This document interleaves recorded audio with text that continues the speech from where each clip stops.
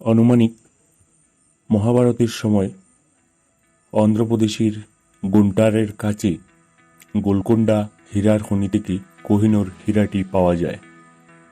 প্রাচীন ভারতের ইতিহাসের দেখলে প্রাচীনকালের অন্যান্য হীরার খনির মধ্যে গোলকোন্ডা ছিল অন্যতম বড় একটি হীরার খনি। যদিও পরে ব্রাজিলে আরও একটি বড় হীরার খনির সন্ধান পাওয়া গিয়েছে। গোলকোন্ডার খাদান থেকে পাওয়া কোহিনূর হীরার ওজন ছিল 793 ক্যারেট। এটাই ছিল সেই সময় পৃথিবীর সবথেকে বড় আকারের হীরা। এর আগে এত বড় হীরা কোথাও পাওয়া যায়নি। তবে প্রথম থেকেই কোহিনূর হীরার নাম কোহিনূর ছিল না। কোহিনূর হীরাকে আরও 5টি অন্য হীরার থেকে একটু বড় আকারের হীরা বলে সবাই জানত। পরে কোহিনূর হীরা এক হাত থেকে অন্য হাতে হাত বদল হয়েছে এবং তারা নিজেরা নিজেদের মতো করে কোহিনূরকে বিভিন্ন নামে ব্যবহার করেছে। 1739 সালে ইরানের বাদশাহ নাদির শাহ ভারত আক্রমণ করলে কার্নালের যুদ্ধে মুঘলদের পরাজয় ঘটে এবং মুঘল বাদশাহদের যাবতীয় রত্নভাণ্ডার লুট করে নিয়ে যায়। নাদির শাহের লুট করা রত্ন সামগ্রীর মধ্যে একটি বড় মাপের দুর্লভ হীরা বাদশাহ নাদির শাহের দৃষ্টি আকর্ষণ করে, যার জন্য নাদির শাহ হীরাটির উপর মোহিত হয়ে যান। নাদির শাহের রত্নভাণ্ডারে এর আগে এত বড় চমকদার কোনো রত্ন ছিল না, যা নাদির শাহের রত্নভাণ্ডারকে আলোকিত করে তুলেছিল। নাদির শাহ হীরাটিকে দেখে এতটাই সম্মোহিত ছিলেন যে সর্বদা হীরাটিকে হাতের তলায় নিয়ে দেখতেন।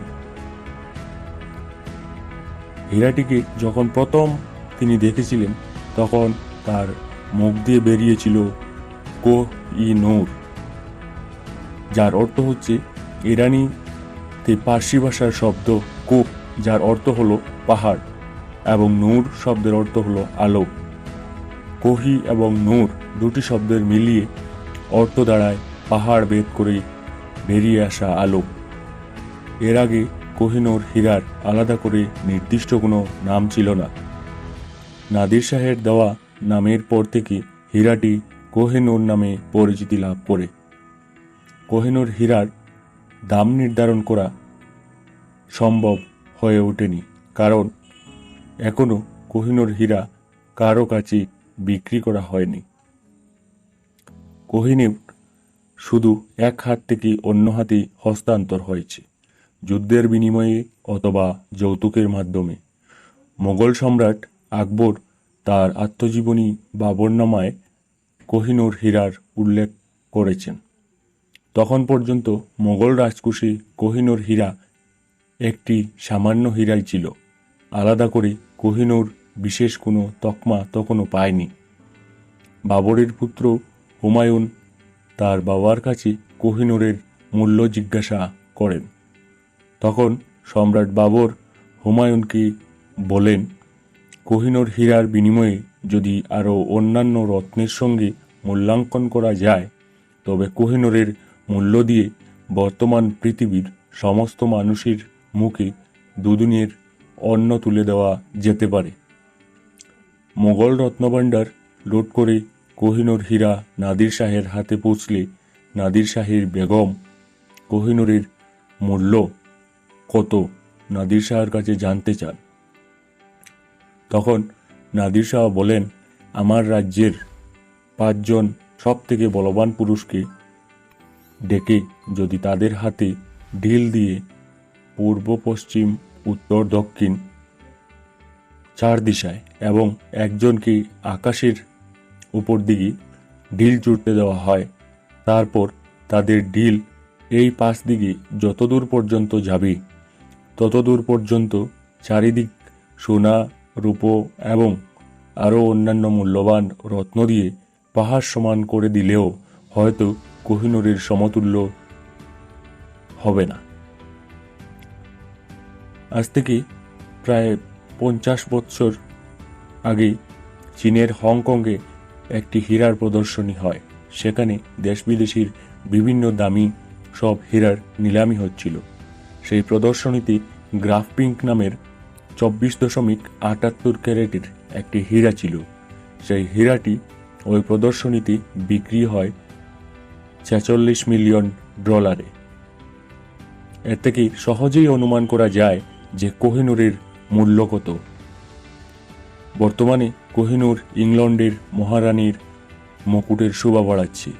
কোহিনূরের বর্তমান ওজন হল 105 ক্যারেট, যা আগের তুলনায় অনেকটা কম হয়ে গেছে। হংকংয়ের হীরার প্রদর্শনীতে বিক্রি হওয়া হীরার মূল্যের সঙ্গে তুলনা করে কোহিনূর হীরার মূল্য নির্ধারণ করলে কোহিনূরের আনুমানিক মূল্য হয়ে যাবে $1,05,000 টাকা। বাবরের জীবনী বাবরনামায় উল্লেখ পাওয়া যায় 1924 সালে কোহিনূর হীরা ভারতের কাতালীয় নামের এক রাজপরিবারের সম্পদ ছিল। তবে 1306 সনের পর থেকে কোহিনূর হীরা নিয়ে একটি গল্পতত্ত্ব শুনতে পাওয়া যায়। কাতালীয় রাজাদের কাছে এই হীরা থাকার সময় কোহিনূর হীরা নিয়ে একটি ভবিষ্যবাণী করা হয়। ভবিষ্যবাণীতে বলা হয়, কোহিনূর হীরা যদি কোনো পুরুষ নিজের কাছে রাখে তাহলে সে অসীম ক্ষমতার অধিকারী হবে এবং পৃথিবী জুড়ে রাজত্ব করবে। কিন্তু সেই ক্ষমতা সাময়িকভাবে সেই পুরুষের কাছে স্থায়ী হবে। হীরা রাখার কিছুদিন পর সেই ব্যক্তির খারাপ দিন শুরু হবে। তাই কোহিনূরকে কোনো নারী কিংবা দেবতার কাছেই উৎসর্গ করাটা শ্রেয়। যদিও এর আগে কেউ কোহিনূর হীরার অভিশাপ নিয়ে সেরকমভাবে নজর দেয়নি, কিন্তু এই হীরার কাতালীয় রাজাদের কাছে থাকার সময় কোহিনূরের অভিশপ্ত হওয়ার ঘটনা বাস্তবতা পেতে দেখা যায়। 1320 সালে বিন তুগলক কাতালীয় রাজবংশের উপর আক্রমণ করলে কাতালীয় বংশ পুরোপুরিভাবে ধূলিসাৎ হয়ে যায়। কাতালীয় বংশের তাৎক্ষণিক পতনকে কোহিনূর হীরার অভিশাপ এর কারণ বলে দায়ী করা হয়ে থাকে। এরপর থেকে কোহিনূর হীরাকে নিয়ে করা ভবিষ্যবাণীকে মানুষ সত্যতার সাথে বিশ্বাস করতে থাকে। মানুষের মধ্যে বিশ্বাস হয়ে যায়, কোহিনূর হীরাকে যদি কোনো পুরুষ ধারণ করে তার বংশ শেষ হয়ে যাবে। পরে কোহিনূর এক রাজার থেকে অন্য রাজার হাত বদল হয়ে মোগল বাদশাহদের হাতে এসে পৌঁছায় এবং সময় বিশেষে মোগল সম্রাটদের রত্নভাণ্ডারের শোভা বাড়াতে থাকে। সম্রাট বাবরের কাছে যখন কোহিনূর ছিল তখন এই কোহিনূরকে হীরাহি বাবর বলা হতো। পরে কোহিনূর হীরাটি সম্রাট আকবরের হাতে এসে পৌঁছায়, কিন্তু আকবর কখনো কোহিনূরকে নিজের হাতের আংটি কিংবা সিংহাসনে ব্যবহার করেননি। তিনি কোহিনূরকে তার রত্নভাণ্ডারে গচ্ছিত রেখেছিলেন। সেজন্যই মনে করা হয় সম্রাট আকবর বিনা দ্বন্দ্বে বেশ কিছুদিন মোগল সিংহাসনে অধিষ্ঠিত ছিলেন। সম্রাট আকবরের রাজত্বকালে বেশ কিছু প্রজাহিতৈষী কাজও করেছিলেন, যার জন্য সম্রাট আকবরকে মহান সম্রাট বলা হয়। এরপরই কোহিনূর হীরা আকবরের হাত হয়ে সম্রাট শাহজাহানের হাতে পৌঁছায়। শাহজাহান তার জন্য একটি শৌখিনতম অতি সুন্দর রাজসিংহাসন তৈরি করেন।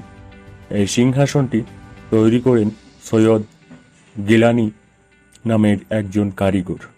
মোট 7 কেজি সোনা দিয়ে মুড়ে 7 বছরের চেষ্টায় আরও অন্যান্য রত্নের সঙ্গে 793 ক্যারেটের কোহিনূর হীরাকে সিংহাসনে লাগানো হয়।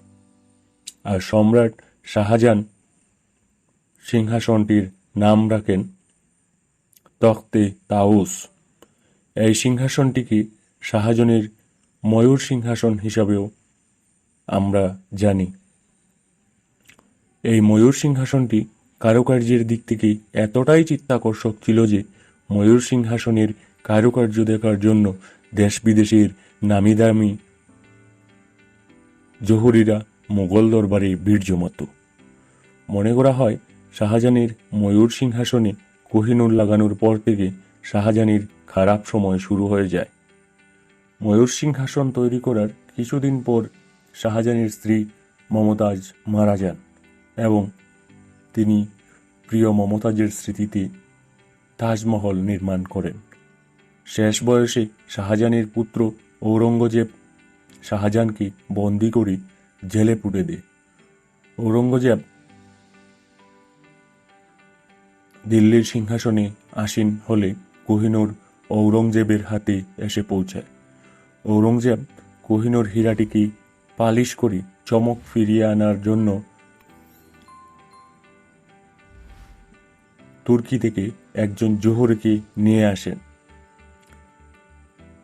কোহিনূরকে পালিশ করার সময় হীরাটির মধ্যে চির ধরিয়ে দেন সেই জোহরি, ফলে এরপর হীরাটি কয়েকটি খণ্ডে ভেঙে যায়, যার ফলে 793 ক্যারেটের কোহিনূর হীরার ওজন অনেকটাই কমে 186 ক্যারেট হয়ে যায়। জোহরির ভুলের জন্য ঔরঙ্গজেব তাকে অনেক টাকা জরিমানাও করেন। এরপর কোহিনূরকে ঔরঙ্গজেব তার আংটিতে ধারণ করেন। এরপরই ঔরঙ্গজেবের জীবনে খারাপ দিন ঘনিয়ে আসে। তিনি তার নিজ ভাইদের হাতে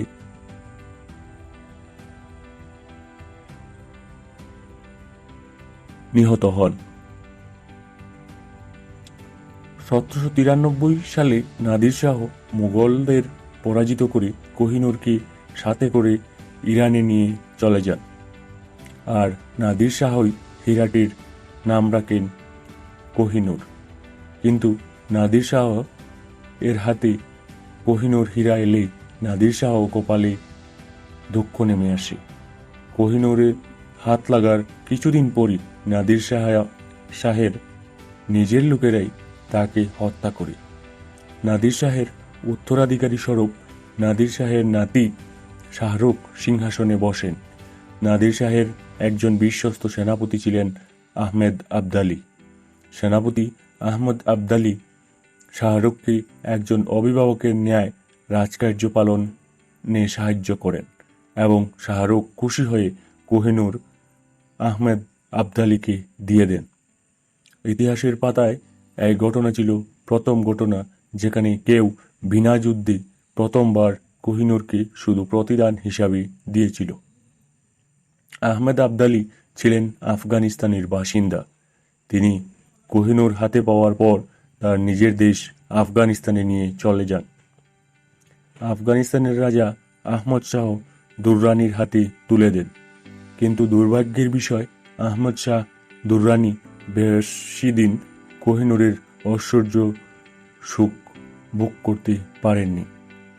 কোহিনূর হাতে আসতে না আসতেই কিছুদিনের মধ্যেই আহমদ শাহ দুররানি মারা যান।